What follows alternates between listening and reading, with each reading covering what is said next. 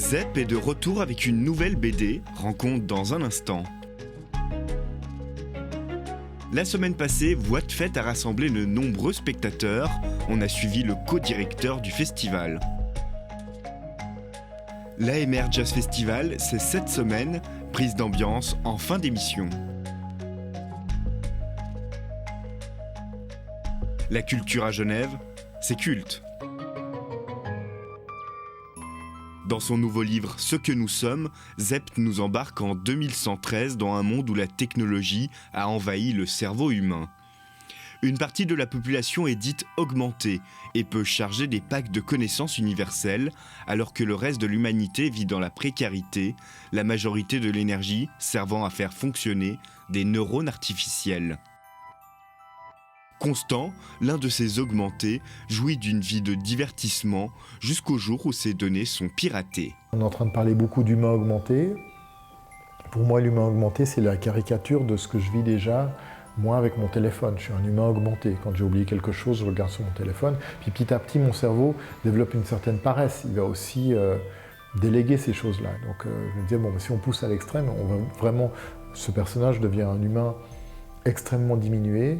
Et donc, qu'est-ce qu'il va réapprendre? Quel choix il va faire? Ayant perdu tout son savoir et ses souvenirs, Constant doit partir sur les traces de son identité, loin de la ville protégée dans laquelle il a grandi.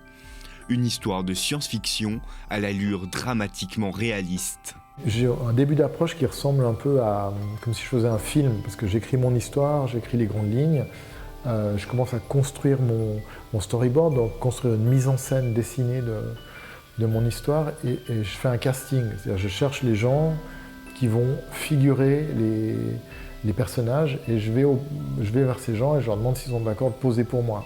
Et après je vais les faire poser. J'ai besoin, pour ce dessin réaliste, pour moi c'est un dessin d'observation, donc j'ai besoin de modèles.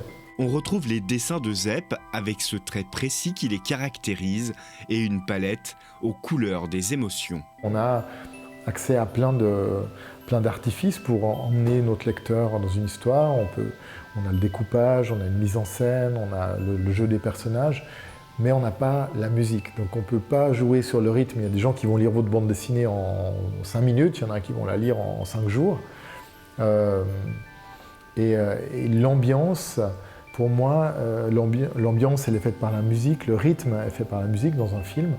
Donc là, la manière de remplacer la musique, c'est la couleur. Zep ancre également son histoire dans la réalité avec des références à Sylvain Tesson, Louis Aragon, Woodstock ou Herman Melville. C'est toujours marrant quand on fait un récit d'anticipation de se dire « Ok, qu'est-ce qui restera dans 100 ans?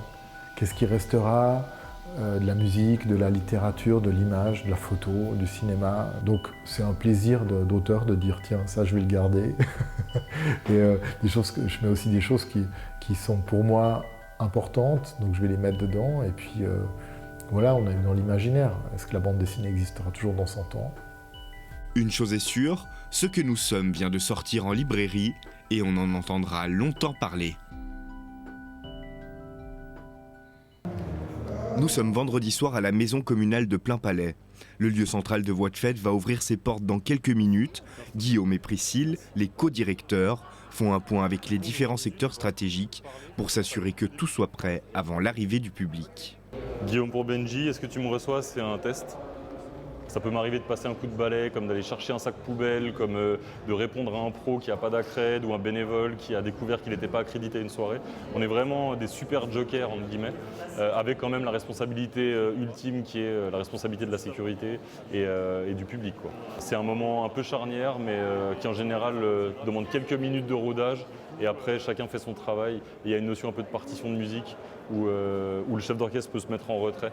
Guillaume scrute l'arrivée des premiers spectateurs, mais pas le temps de s'éterniser, puisqu'il est attendu au Casino Théâtre. Là, on va rejoindre Priscille pour prendre la parole, parce qu'on a l'Apéro Pro, une délégation canadienne qui soutient les artistes émergents et qui nous a aidés à monter des concerts ici. Dans la salle, l'ambassadeur du Canada en Suisse ou la représentante du Québec à Munich, ainsi que de nombreux invités liés à la musique ou la francophonie. Après une séance photo-souvenir, les discours s'enchaînent et vient le temps pour Guillaume de faire passer son message avec un petit clin d'œil à l'actualité. Nous avons tous le point commun de pouvoir nous comprendre, tout en appréciant nos nombreuses différences. La langue française est un pont donc, et en aucun cas un outil d'amalgame ou de lissage culturel ou historique. C'est des moments qui permettent de fédérer différents acteurs culturels, différents acteurs politiques aussi. Ça permet de donner de la crédibilité au festival et aussi de donner un vrai focus sur les artistes concernés. Après quelques mots de remerciement, Guillaume doit déjà repartir. C'est lui qui va lancer le premier concert de la soirée au lieu central. Et ils attendent que je leur dise go. Si on peut être à E15, on démarre à E15. Il faut que les artistes soient prêts, il faut que la technique n'est pas liée à différents imprévus. Il faut qu'en l'occurrence, on a des annonceurs. Donc il faut que les annonceurs soient présents. C'est juste une espèce de checklist où les gens parlent dans l'oreillette, où on est en train de se rendre compte que toutes les checks sont validées. Aujourd'hui, ça a été à la minute près, parce que je mets un point d'honneur à ce qu'on soit un festival suisse et à l'heure. C'est un délire perso. Mais en même temps, il y a une chaîne logistique qui en découle, donc c'est pas si anecdotique que ça, parce que les prochains concerts doivent se répondre derrière. Et c'est aussi le moment où on peut arrêter tout au dernier moment, parce qu'on a un problème technique, n'importe quoi. Ok, on peut envoyer. C'est parti. Bon premier concert.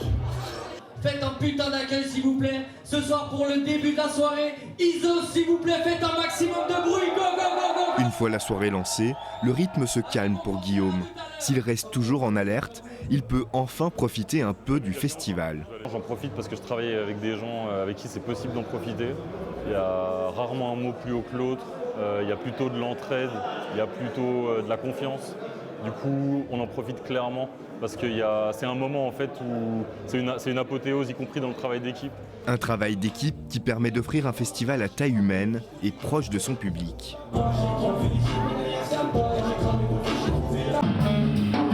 Comme chaque année, le retour du printemps signe l'arrivée de l'AMR Jazz Festival dans leur QG de la rue des Alpes.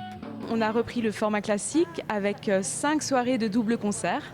Des internationaux et des locaux, chaque fois le même système, normalement des locaux en première partie, des internationaux en deuxième partie. On a des musiciens qui viennent de Norvège, d'Éthiopie, du Brésil, du Portugal, de Suisse et des États-Unis. Après une 40e édition déplacée en septembre dernier, toute l'équipe de l'AMR s'est mobilisée pour faire de ce 41e festival une grande fête de toutes les musiques jazz. À peine sorti de cette 40e édition, on est au 41e festival et on est en effet ravis, mais comme chaque fois, de recevoir le public. Cette fois, tout dans la maison, donc on est très contents. On a fait une décoration sur mesure pour les accueillir. On a cette année une nouveauté, c'est qu'on a un lieu central, on n'a jamais eu ça avant.